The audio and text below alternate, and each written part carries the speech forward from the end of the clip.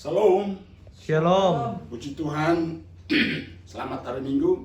Selamat kita berjumpa kembali dalam persekutuan kita bersama Tuhan melalui kebenaran firman Allah yang kita boleh dengar bersama-sama. Untuk itu sebelum kita akan masuk dalam firman Tuhan, marilah kita sepakat sehati untuk kita mohon pimpinan pertolongan Tuhan melalui kuasa Roh Kudus. Maha besar Allah Bapa kami yang di surga, dalam Yesus Kristus Tuhan Juru Selamat kami. Hati kami bangga, kami bersyukur dan berterima kasih untuk pemeliharaan dan pertolongan-Mu sehingga sampai hari ini kami boleh ada sebagaimana kami ada. Kembali Tuhan, kami akan mendengarkan firman Tuhan.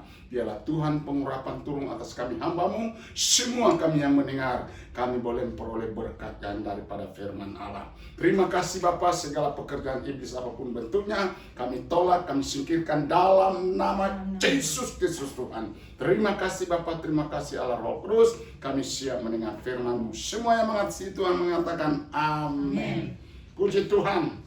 Di dalam firman Tuhan ini ada suatu hal yang hebat, yang luar biasa, yang patut saudara banggakan, yang patut saudara muliakan, yang patut saudara tinggikan dalam hidup ini. Itu sebab mari firman Tuhan pada pagi hari ini terdapat di dalam Kisah Rasul pasal 1 ayat 8. Puji Tuhan. Kisah Rasul pasal 1 ayat yang ke-8. Kita akan merenungkan kembali firman Tuhan ini. Haleluya.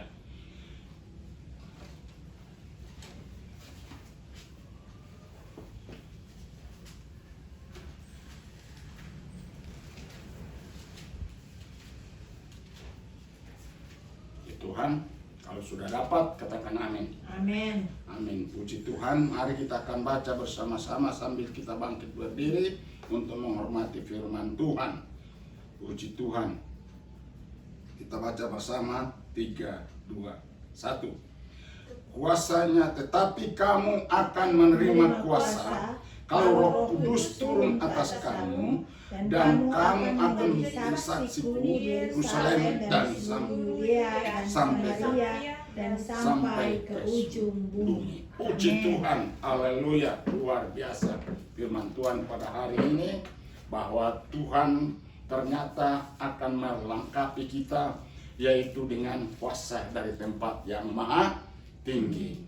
Saudara-saudara kasih oleh Tuhan, Tuhan tidak akan biarkan kita berjalan sendirian. Kita tidak dibiarkan Tuhan untuk memakai kekuatan kita sendiri, tapi Tuhan akan menyertakan hidup saudara dengan yaitu kuasa dari tempat yang maha tinggi, yaitu namanya Roh Kudus. Nah, menjadi pertanyaan, siapakah Roh Kudus itu? Roh Kudus itu adalah bahagian daripada yaitu keilahian Allah. Katakan keilahian Allah. Jadi dalam firman Tuhan selalu Yesus katakan, coba Matius pasal 28 19, tolong dibaca. Matius pasal yang ke-28 ayat 19.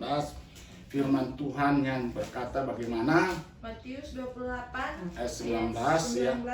Firman Tuhan. Ya, bagaimana? Karena itu pergilah, jadikanlah semua bangsa muridku dan baptislah mereka dalam nama Bapa dan Anak dan Roh Kudus. Jadi kita lihat bahwa tugas utama saudara dan saya ketika kita yaitu memperoleh Roh Kudus, kita diurapi oleh Roh Kudus adalah kita menjadi sang saksi di Yerusalem, di Yudea, sampai di Samaria, bahkan di Padokia, bahkan sampai ke seluruh dunia. Nah, itulah saudara yang kasih oleh Tuhan, dan Tuhan berkata, iya, pergilah semua kamu, jadikanlah semua bangsa itu menjadi murid Tuhan Yesus. Jadi tugas utama kita adalah yaitu menjadikan yaitu bangsa ini, menjadikan manusia ini yaitu murid Tuhan. Menjadi milik Tuhan, bukan menjadi milik organisasi. Organisasi cuma sebagai yaitu wadah untuk mengumpulkan setiap orang, tetapi yang pemiliknya paling utama adalah Yesus Kristus. Dikatakan, jadikanlah semua bangsa itu muridku dan baptislah mereka itu dalam nama Bapa, Anak dan Roh Kudus. Makanya saya berkata bahwa siapakah Roh Kudus itu? Roh Kudus itu tidak lain tidak bukan adalah bahagian dari keilahian Allah. Artinya bahwa bahagian daripada Allah. Nah itu sebab sudah kasih oleh Tuhan, mengenal Roh Kudus berarti mengenal Allah. Mengenal Allah berarti mengenal Roh Kudus. Mengenal Yesus Kristus berarti mengenal Roh Kudus. Jadi Roh Kudus itu tidak terpisahkan daripada Bapa, Anak, dan Roh Kudus. Mereka adalah pada hakikatnya, pada sifatnya adalah satu. Jadi itulah iman kita. Iman kita sudah kasih Tuhan tidak mempercayai yaitu tiga Allah, tetapi kita hanya mempercayai yaitu Esa, hanya satu Allah, yaitu Bapa, Anak, dan Roh Kudus, karena mereka adalah satu. Iya. Sehingga firman Tuhan katakan bahwa di surga hanya yaitu ada saksi, yaitu tiga saksi, Bapa, Anak, dan Roh Kudus. Di bumi ada tiga saksi, yaitu air, darah, dan Roh Kudus, dan ketiga-tiganya itu adalah satu. Jadi saudara-saudara kasih oleh Tuhan, kita melihat itulah iman. Kenapa demikian? Karena saudara-saudara kasih oleh Tuhan, pekerjaan Bapa yaitu Dia menciptakan langit dan bumi bersama segala isinya. Dari saudara, itulah tugas Bapa di sorga. Tetapi tugas Bapa di sorga itu tidak luput daripada yaitu kehadiran Roh Kudus. Coba baca Kejadian 1 ayat 2. Cepat. Kejadian 1 ayat 2. Ya. Kejadian 1 ayat 2 demikian firman Tuhan, bumi belum berbentuk dan bumi belum berbentuk, masih kosong. Gelap gulita menutupi samudra raya. Ya. Dan Roh Allah melayang-layang di atas permukaan air. Amin. Jadi kita lihat bahwa sebelum bumi ini terbentuk, sebelum bumi ini jadi, masih kosong melompong. Haleluya. Belum ada orang, belum ada manusia. Tapi Roh Allah sudah melayang-layang di atas permukaan bumi. Jadi saudara-saudara kasih oleh Tuhan, dengan terciptanya yaitu dunia ini, terciptanya segala isinya ini, maka yaitu bagian daripada pekerjaan Allah, yaitu Roh Kudus juga ada di dalamnya. Maka Roh Kudus itu sudah dikasih oleh Tuhan adalah sebagai yaitu bagian daripada Allah.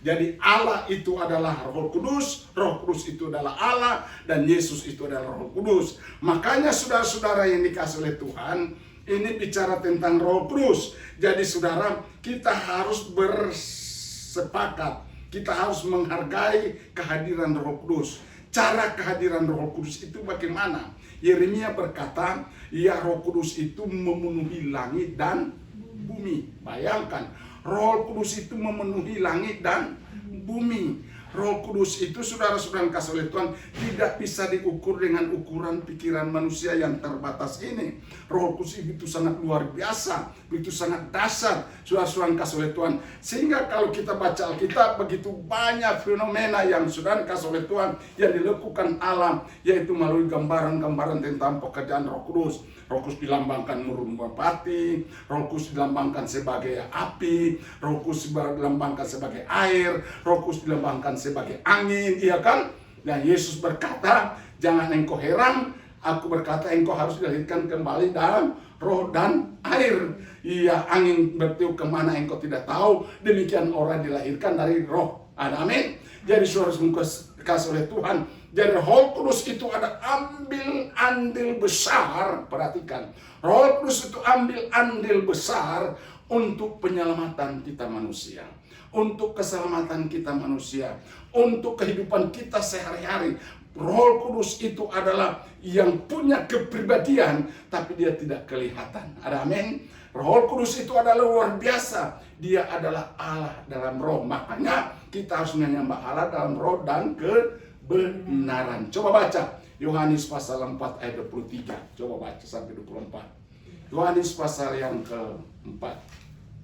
Yohanes pasal 4 ayat yang ke-23. Iya. Firman Tuhan, tetapi saatnya akan datang Ya. dan sudah tiba sekarang, Iya. bahwa penyembah-penyembah benar akan menyembah Bapa dalam roh dan kebenaran. Iya. Sebab Bapa menghendaki penyembah-penyembah demikian. Terus ayat 24. Allah itu roh, Allah itu roh. dan barang siapa menyembah Dia harus menyembahnya dalam roh dan kebenaran. Jadi Allah itu adalah Roh Kudus. Makanya dari awal mula saya berkata, Allah Bapa itu adalah Roh Kudus. Roh Kudus itu adalah Allah. Allah itu adalah Roh Kudus. Jadi saudara-saudara kasih oleh Tuhan. Nah, sekarang Allah itu roh. Kita tidak bisa dapat menyelami Roh Kudus itu. Kita tidak bisa dapat ukur Roh Kudus itu. Karena Roh Kudus itu begitu luar biasa. Dia yaitu memenuhi langit dan bumi. Makanya Tuhan berkata, apabila Roh Kudus turun atas kamu, kamu akan menjadi saksi, yaitu di seluruh dunia, dimanapun kita berada, Roh Kudus juga akan berada. Maka Yesus berkata, pergilah jadikan semua bangsa itu menjadi muridnya, baptislah mereka dalam nama Bapa, Anak, dan Roh Kudus. Jadi Roh Kudus itu adalah Allah. Jadi saudara-saudara yang kasih oleh Tuhan, kita tidak ragu lagi untuk menerima Roh Kudus. Kita tidak ragu lagi untuk yaitu membiarkan Roh Kudus ini yaitu merenovasi hidup kita ini. Biarkan Roh Kudus ini memperbaharui hidup kita ini. Biarkan Roh Kudus ini akan menyucikan hidup kita ini. Biarkan Roh Kudus akan memimpin kita supaya kita terpimpin oleh Roh Kudus. Maka Alkitab katakan, kalau engkau mau hidup dalam Roh Kudus, marilah kita mau dipimpin oleh Roh Kudus. Karena Roh Kudus itu adalah sebagai pemimpin kita. Roh Kudus itu sebagai leader kita di dalam kehidupan ini. Dunia ini penuh dengan roh-roh jahat. Dunia ini penuh dengan roh-roh kefasikan. Roh-roh yang akan membinasakan manusia, membunuh manusia, mencuri sukacita manusia. Maka Tuhan yaitu melengkapi kita dengan kuasa Allah di tempat yang maha tinggi melalui kuasa Roh Kudus. Nah, itu sebab jadi yang harus kita perhatikan adalah jangan sampai kita mendukakan Roh Kudus. Kisah Rasul pasal 5 kita teringat cerita tentang Safira dan Ananias. Jemaat mula-mula itu mereka sudah sepakat bahwa tidak ada harta yaitu bagi bersama. Semua harta mereka ada harta bersama. Maka Safira dan siapa ini? Ananias sepakat. Mereka cuma berdua mungkin dalam kamar, mungkin di mana bersepakat, mari Tompi jual ini tanah. Dan kalau sudah laku kita serahkan di bawah kaki Rasul Petrus. Nah, ketika saudara dikasih oleh Tuhan, pada pendek ceritanya bahwa tanah itu sudah terjual, akhirnya laku. Dan apa yang terjadi? Mereka hanya bawa sebagian daripada itu di bawah kaki Petrus. Petrus bertanya, apakah semuanya ini harga dari tanah yang engkau telah jual? Oh iya, tak lama Tuhan bunuh dia. Amin. Tuhan binasakan. Karena apa? Mendukakan hati Roh Kudus. Kemudian datang istrinya, datang kepada Petrus. Apakah betul ini semua, yaitu uang ini yang engkau serahkan, itu hasil daripada tanah yang engkau telah jual? Oh iya betul. Petrus bilang, kenapa itu orang ada balongan api suami ke kubur, terus keluar. Dan perempuan itu langsung rebah dan mati. Ada amin. Jadi betapa dasar luar biasa kan? Apabila kita itu membohongi Roh Kudus, kita mendustai Roh Kudus. Jadi apa yang timbul dalam hati kita, kalau kita sudah tergerak untuk yaitu membantu, itu kan bicara membantu kan, menolong orang lain, hati kita tergerak, jangan kita mendukakan Roh Kudus. Lakukanlah itu dengan segenap hati. Itu sebab tidak heran ada orang-orang di tetangga kita bisa tergerak untuk membantu kita. Karena itu adalah pekerjaan Roh Kudus. Orang kasih uang 1 juta itu tidak gampang. Sudah dikasih Tuhan, zaman sekarang penuh kesulitan. Haleluya.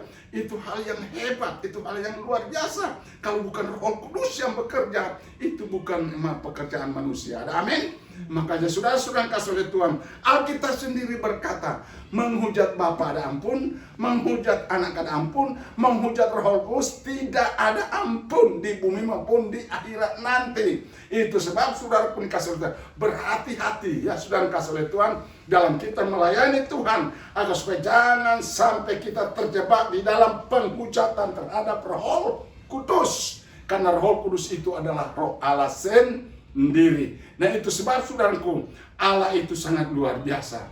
Ya, Raja Daud sendiri berkata, siapakah dapat melarikan diri daripada Roh Tuhan?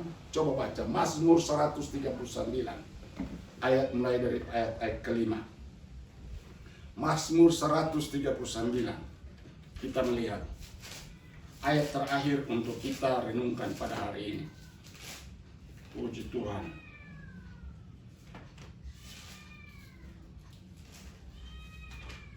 Mazmur 139 ayat 5 mulai.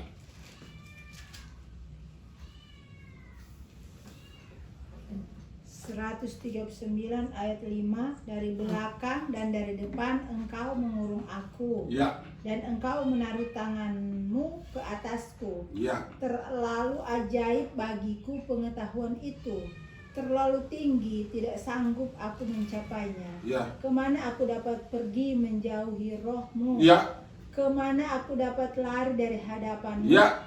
Jika aku mendaki ke langit, engkau di sana. Wow. Jika aku menaruh tempat tidurku di dunia orang Orang mati, engkau di situ pun Ya. engkau.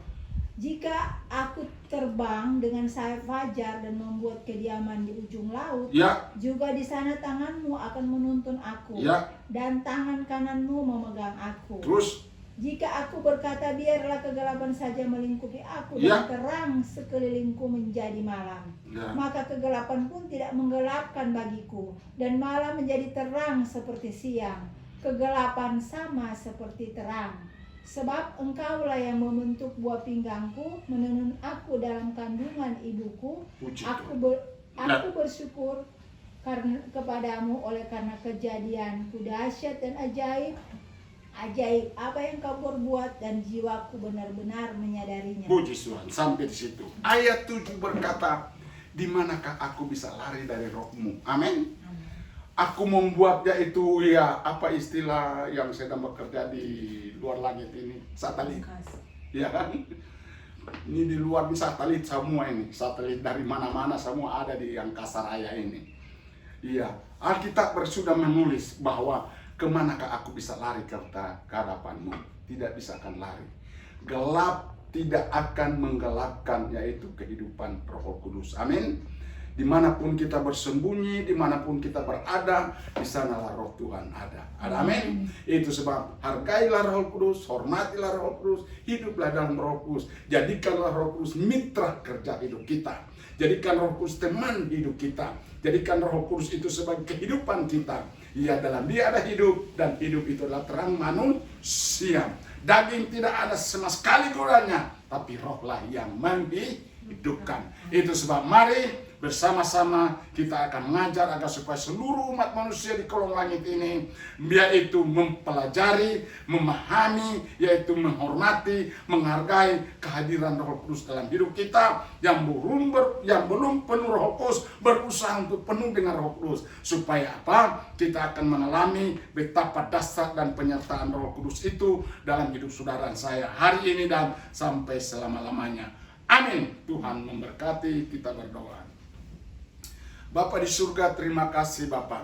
Hari ini kami mendapat suatu pelajaran yang luar biasa. Roh Kudus, Engkau adalah guru kami. Roh Kudus, Engkau menginsafkan kami dari segala dosa, dari segala penghakiman, dari segala penghukuman. Biarlah Roh Kudus Engkau menuntun kami Bapa.